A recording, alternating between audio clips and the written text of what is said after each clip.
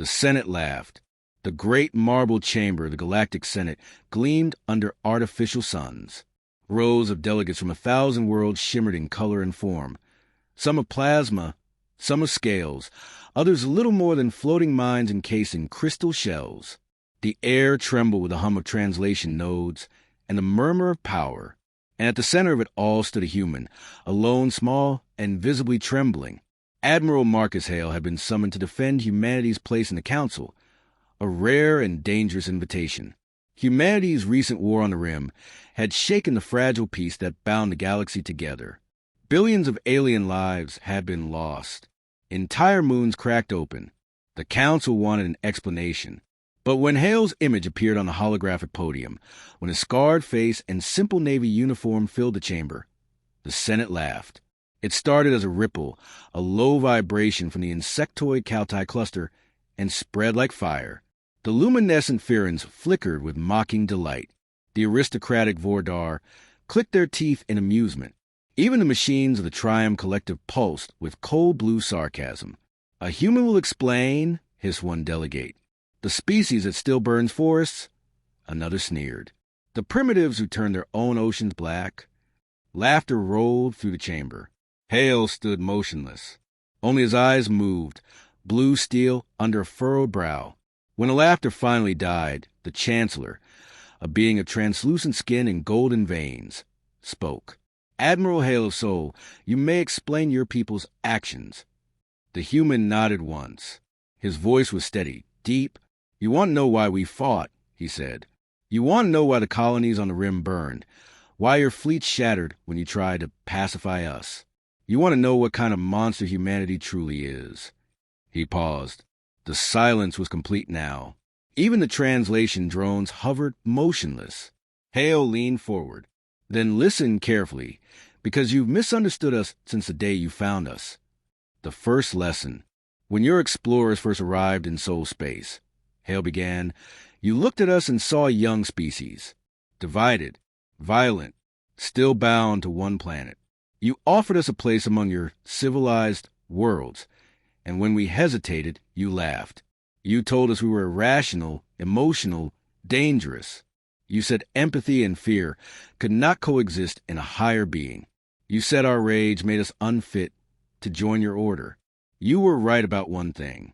We are dangerous, but not because we enjoy war, because we survive it." A rustle moved through the Senate tiers.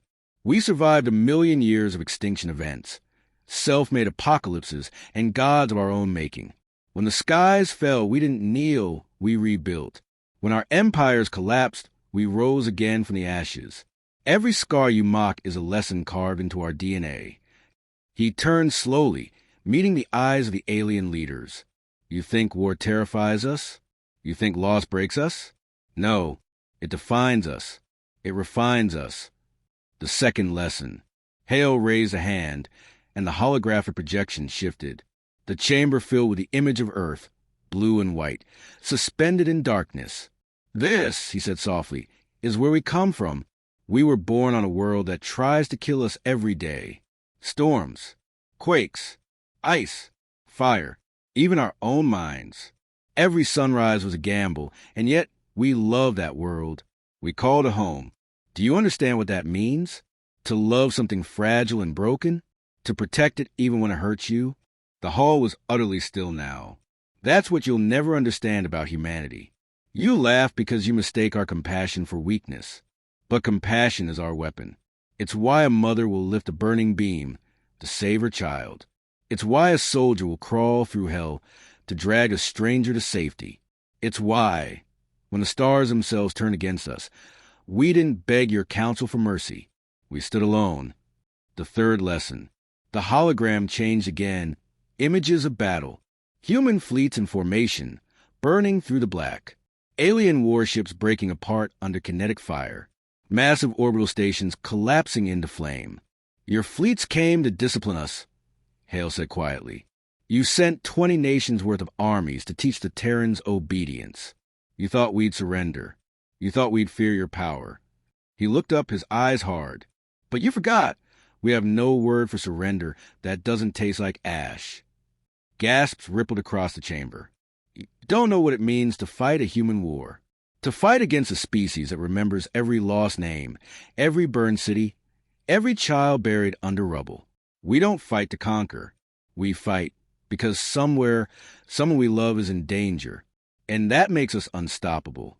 He took a deep breath. The Rim War wasn't about dominance.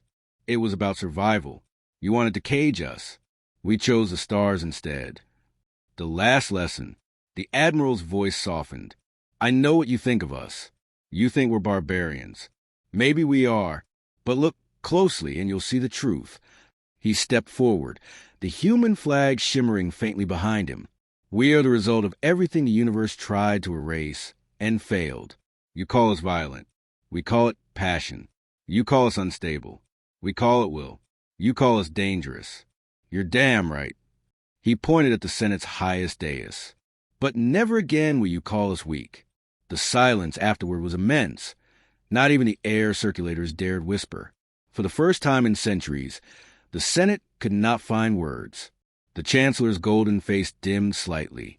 Your statement is noted, they said, their voice carefully neutral. Hale nodded once. Then my duty here is done. As he turned to leave, a sound rippled behind him. Faint, uncertain. Not laughter. Something else. A kind of respect. Awkward and raw, spreading slowly through the tiers. The Senate did not laugh again. Outside, the stars waited, cold, endless, and full of promise.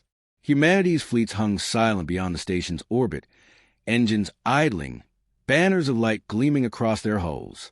Hale stood before the viewport, watching them. They had called him here to be humiliated. Instead, they had witnessed the oldest truth in existence. You can mock humanity. You can threaten it, but you can never break it. Because when the universe laughs, humanity doesn't flinch. It rises,